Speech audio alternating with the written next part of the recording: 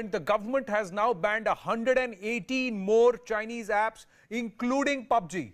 This is very, very important, even as we are speaking about what we need to do as a nation in terms of understanding our strategy. We are given to understand apps like the Apus Launcher Pro, Baidu Express Edition, FaceU, Camcard, all of the Camcard apps, super clean. We've got WeChat, government WeChat. We've got Tencent Wayun, Cyber Hunter, Knives Out, and you also have Pubg Mobile Lite, all of them, Dank Tanks, Warpath, Game of Sultans, and we also have Message Lock, App Lock. So it's a total big, huge list of 118 apps. 118 apps that have been banned, including Pubg. This is the latest coming through. We will try and get cybersecurity expert Dr. Nishakant Ojha also on the phone line, even as Arunima is joining us with more details. Yes, Arunima, this is a big, big move that has happened because not long ago, Prime Minister Narendra Modi was seen endorsing Pubg or citing Pubg as a rage among youth 2-3 years ago, and today Pubg stands banned in our country. Yes, a lot of water has flown down the Galwan Valley since then, Anand. TikTok was also something for which their contribution to Prime Minister's fund had received thumbs up from cabinet ministers. But then since then, situation has changed. The charge against these Chinese apps is that they are not only misusing the data that Indian users are giving them, but also sharing this data with Chinese intelligence agencies. So given the situation along the line of actual control, given the kind of tension that India and China is seeing, government is not willing to take any risk. That perhaps answers your question about the Prime Minister giving the thumbs up to Pubg earlier. Now coming back to which are these apps which have received the red signal from the government, about 118 of them, you named the big player, Pubg there, but there are also in this, I'm just reading them out, there is Camcard, which is a business card reader. There is FaceU, which is a beauty app. There is Pubg Mobile Lite, and there is Pubg Mobile Nordic Map Living. Both of them have been mentioned there. Game of Sultan, so some gaming apps also have been mentioned. There is, Zack Pro live chat and video chat option, which has been mentioned.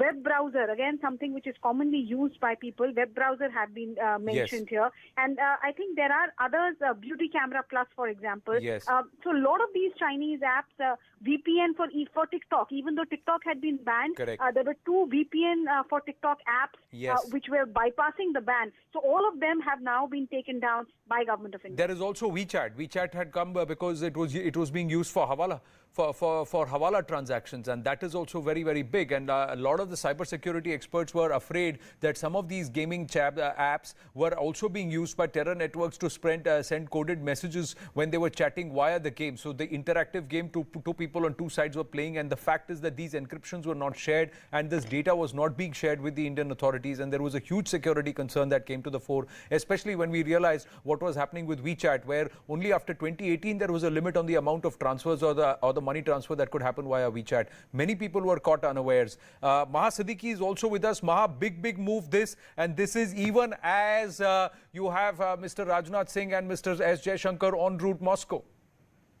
Yes, absolutely. Rajnath Singh is going to be attending the SCO Defense Ministers meeting, a platform where the Chinese side will also be present. S. Jaishankar will be attending the SCO Foreign Ministers meeting as per sources. That is later in the month on the 10th of September.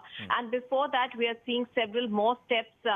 This is a very important step that is being taken yet again as far as the apps are concerned. Now, remember, there is a security angle, of course, attached to this. That has been the point that has been made by India time and again, that the banning of the apps is because of national security.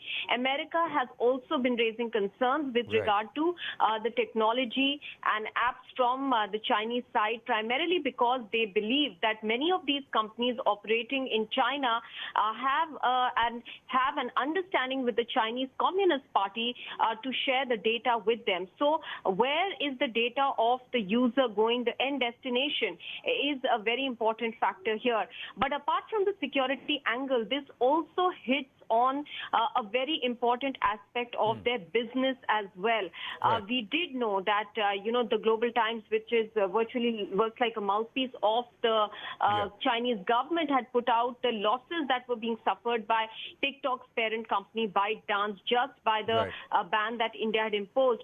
So it has both factors there, the economic angle involved as well, which India wants to hit China with at the current situation where China is unrelenting as part as its aggressive moves continue in eastern Ladakh, with them opening up a new front now on the southern border of the Pangong Lake. So even as the situation there, India is dealing with it, it's trying to take a calibrated response against China in several other ways as well. Well, Maha, thanks for that.